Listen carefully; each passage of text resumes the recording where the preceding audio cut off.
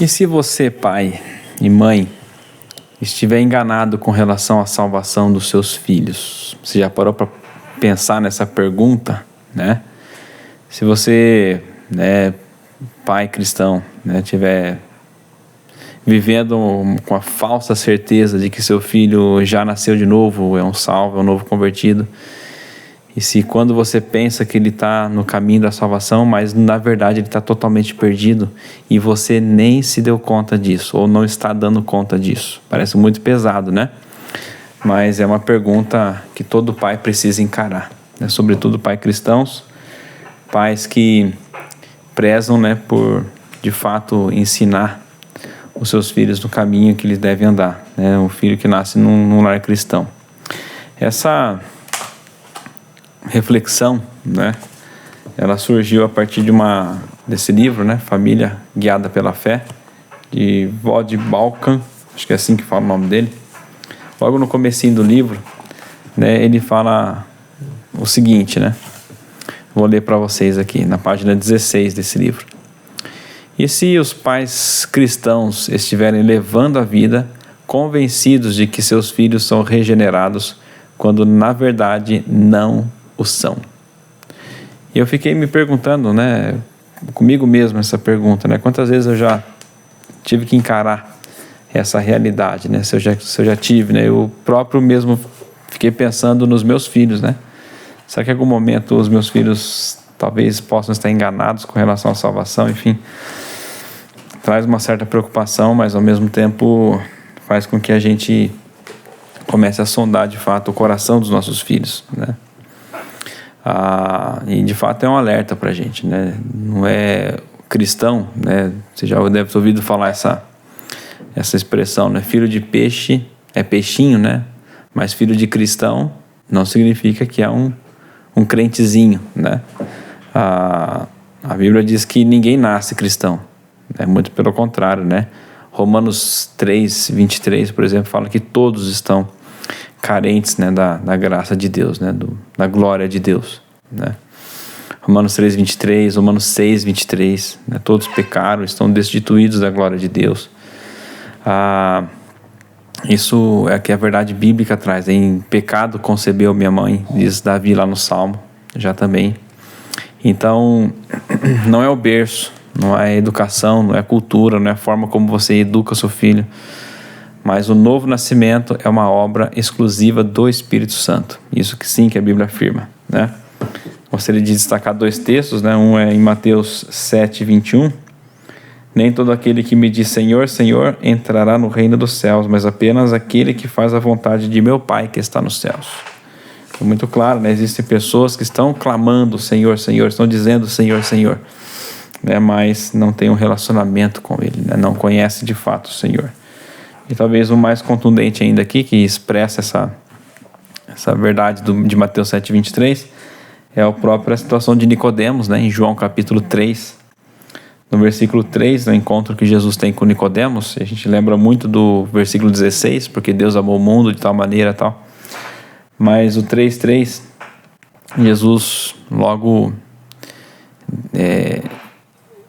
lança essa afirmação para Nicodemos, um religioso, um judeu, Em verdade lhe digo que ninguém pode ver o reino de Deus se não nascer de novo. E ele está dizendo aqui para um religioso, para um fariseu, que era Nicodemos, membro do conselho, membro do sinédrio, alguém importante, alguém que de fato conhecia. E Jesus está dizendo aqui, Nicodemos, se você não nascer de novo, não é aonde você nasceu, se você nasceu judeu ou não, não é se você nasceu num lar cristão ou não, não é o quanto você sabe do Antigo Testamento, não é o quanto você sabe de Bíblia hoje, não é nada disso que vai fazer você ter certeza da sua salvação e que torna você de fato um salvo, Mas é o fato de você nascer de novo. Se você de fato nasceu de novo, você pode entrar, ver o reino dos céus. E essa é uma realidade que muitas vezes a gente não para pensar nos nossos próprios filhos. Crescer num lar cristão é um privilégio enorme. Eu cresci num lar cristão, mas não garante a salvação de ninguém. Não é porque você leva seus filhos na igreja que torna ele um cristão. Não é porque seu filho lê a Bíblia que de fato ele é um cristão. Você lê a Bíblia em família, faz o culto familiar, não é nada disso, né? Então, crescer no lar cristão é um privilégio tremendo, enorme, né? Mas não garante a salvação de ninguém, né? E o grande problema aqui é que muitos pais podem confundir sinais externos, né? Por exemplo, saber versículo, participar de atividades da igreja, frequentar a igreja, a escola bíblica dominical, ter um bom comportamento. E esses são sinais externos da salvação que até o não crente pode fazer. Você já ouviu aquela famosa frase, né? Só falta ele se converter, ele é uma pessoa boa. Só falta ser crente, falta muita coisa, né?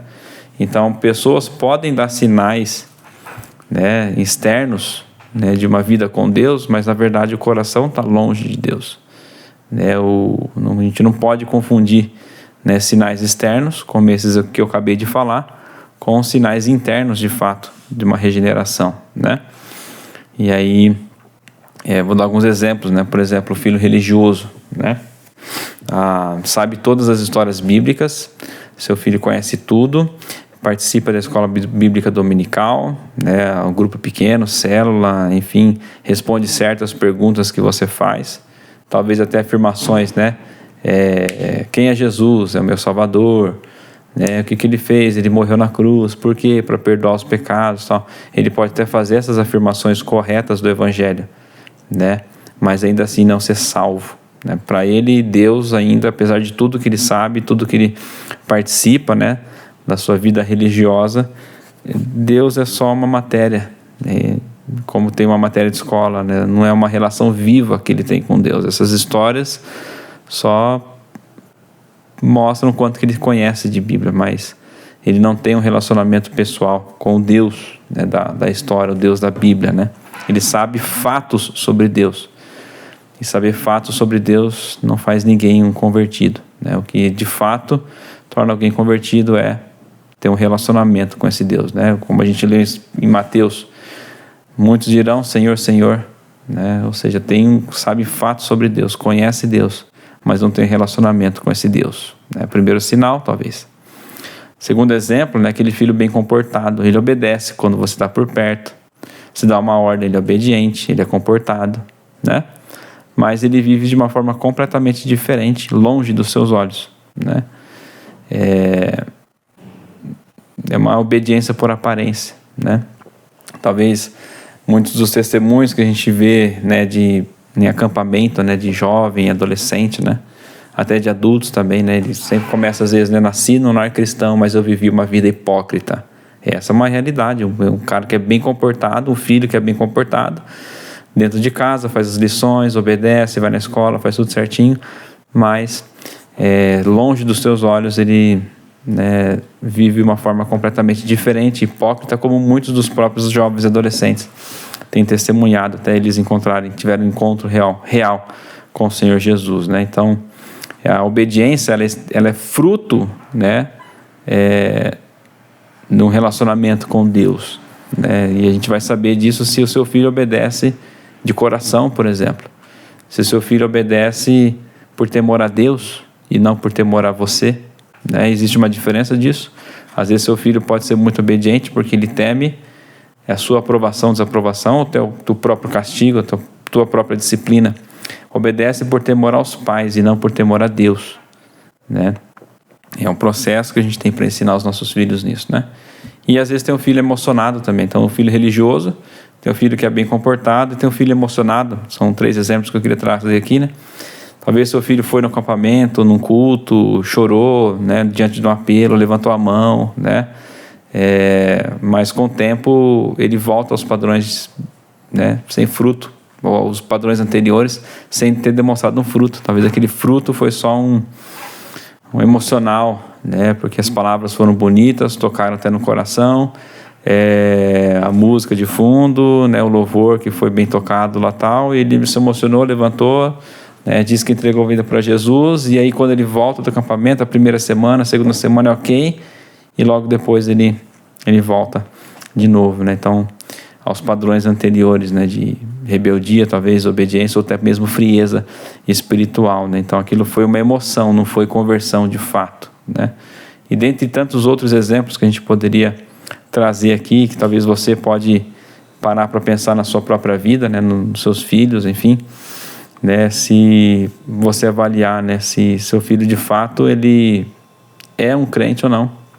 E talvez você está achando que seu filho seja um crente por religiosidade, frequência na igreja, obediência externa, por sinais externos, e você não ter percebido ainda sinais internos de obediência, né, de coração ao Senhor, né?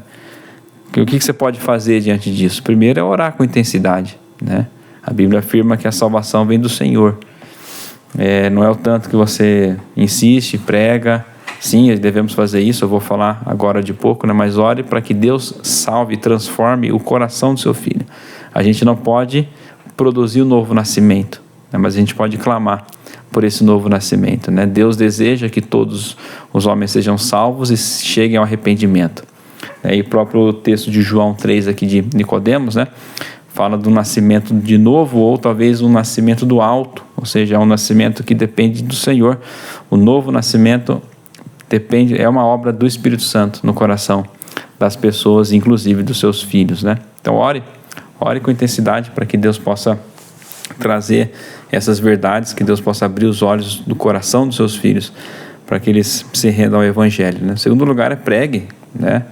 Como ouvirão se não há quem pregue, né? Então você tem dentro do seu próprio lar, né, pessoas, né, seus filhos, pessoas que você ama, né, e que se você se calar diante deles, né, eles colherão fruto amargo, né, no futuro, né? Então pregue, né? Não apenas diga, filho, obedeça, seja bonzinho, né? Não ensine apenas um bom comportamento para os seus filhos, mas aí que está a grande questão de você pregar o Evangelho, né? E você ensinar a educação dos seus filhos, né? Pregar o coração do seu filho, as motivações dos seus filhos, né? Não apenas ser bonzinho por ser bonzinho, né? Fale sobre o pecado para o seu filho, fale sobre arrependimento, sobre graça, fé em Cristo Jesus, fale sobre a incapacidade que seu filho tem de fazer aquilo que é certo, a parte de Jesus, da sua incapacidade de ser bom de fato, sem ele ser justificado, né, por Jesus, né? Então prega o Evangelho para o seu filho. Seu filho precisa entender que ele é um pecador, né, que ele é incapaz, né, a parte do Senhor Jesus e do Espírito Santo, né? Ele precisa reconhecer isso. E faço o convite, né, para que ele não aceita Jesus, mas que ele se arrependa e creia no Evangelho. Então você precisa pregar o Evangelho para os seus filhos. Aproveite todas as oportunidades, né? A gente tem falado bastante aí sobre essa questão de ensinar o seu filho, aproveitar todas as oportunidades, momentos formais e momentos informais também, né? Faça perguntas para o seu filho que revele o coração dele, né? Em vez de dizer, por exemplo, como foi a aula, você foi bem na escola hoje, né? Pergunte o que Deus tem ensinado, o que Deus tem falado com você, como você lida com o pecado, quem é Jesus para você, né? Faça perguntas que revelem o coração. Por que você fez o que você fez? Se você não tem certeza ainda da salvação do seu filho, pergunte para ele por que você fez o que você fez. Você fez isso porque você é pecador, né? E você, como você é pecador, você faz pecado, né? Pecadores pecam porque são pecadores, né?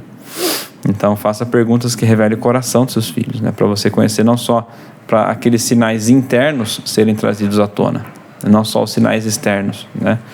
Você pode ver lá belezinha e tal, uma obediência que é externa, mas não é interna, não é de coração. Então a gente tem que ser muito mais profundo nas perguntas e na sondagem do coração dos nossos filhos, né?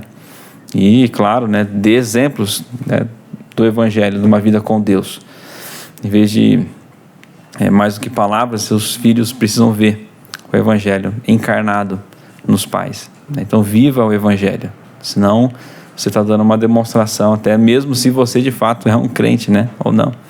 Se você não transmite isso, seu filho começa a ver essa hipocrisia também na sua própria vida, como que eles vão ter a certeza da própria salvação, né? Então, não confunda religiosidade com regeneração. Não confunda moralidade com salvação, tá? Nunca pare de interceder até ver na vida do seu filho frutos que só o Espírito Santo pode produzir, tá? Porque a eternidade do seu filho está em jogo, né? A eternidade do seu filho está em jogo. Eu vou voltar aqui de novo para essa citação, que é muito importante. E se pais cristãos estiverem levando a vida convencidos de que seus filhos são regenerados, quando na verdade não o são, preste atenção, tá? Veja bem, né, se seus filhos estão de fato são convertidos, são regenerados, ou são só são religiosos, né? O fato deles serem bonzinhos, ter uma boa moral, não significa que eles são salvos, tá bom? Como eu disse anteriormente, tem muita gente aí que fala só falta ser crente. Na verdade falta tudo, né, para ser crente, né? Não é o comportamento, né? Se o comportamento dele é fruto de um coração regenerado, para isso a gente tem que saber as motivações. Então às vezes seu filho pode estar fazendo tudo certinho, tá? E eu não peço que você deixe de fazer isso. Continue levando seus filhos para a igreja, continue incentivando seus filhos a participarem ativamente na igreja, continue ensinando seus filhos de forma proativa, né, e reativa também, tá? Continue ensinando o evangelho, pregando o evangelho para seus filhos, mas não ache que por ser frequentador de igreja, saber versículos, saber histórias bíblicas, significa que seu filho seja de fato salvo, tá bom?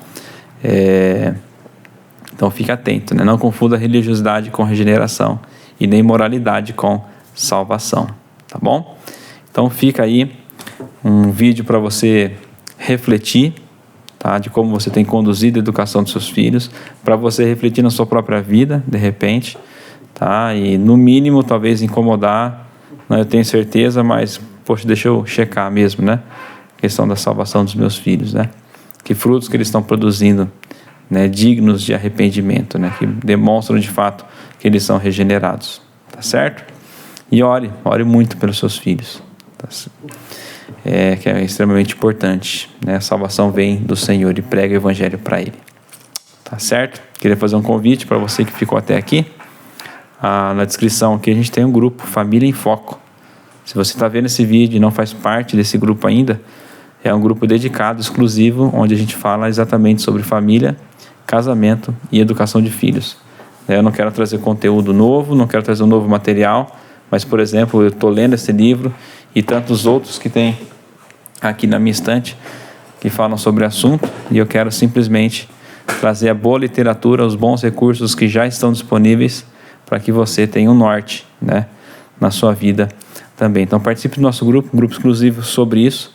Tem muita gente falando sobre família por aí, criação de filhos, então nem se fala, mas ainda assim muitas famílias, muitos casais completamente perdidos, né? Então, ao invés de trazer uma coisa nova para vocês, eu quero só trazer a boa literatura que a gente tem, os bons recursos que a gente tem para você. E lá no grupo a gente conversa sobre tudo isso, grupo focado sobre isso, tá? É gratuito, então você pode entrar lá através do link abaixo aqui também. Tenho certeza que você vai ser completamente edificado. Você pode nos seguir lá também no Instagram, Família Yausemes, e também nós temos esse mesmo grupo lá no Telegram também, e os links vão estar todos aqui embaixo na descrição desse vídeo, tá bom? E eu te espero lá também. Grande abraço, fique com Deus.